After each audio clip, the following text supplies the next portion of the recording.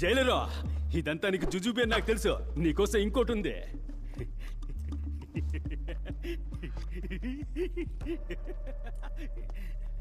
చూడు,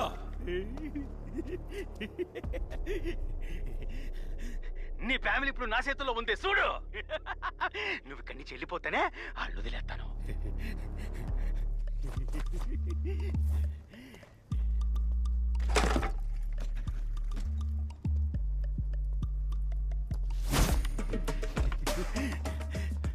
నువ్వు ఇక్కడి నుంచి పోతావా, లేదా వాళ్ళిద్దరు తలకాయలు నరికేమంటావా?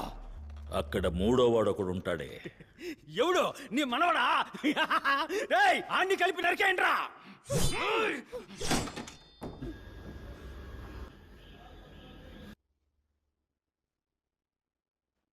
అన్నా, ఎవరో తలుపు తెరుస్తున్న శబ్దం వినిపిస్తోంది.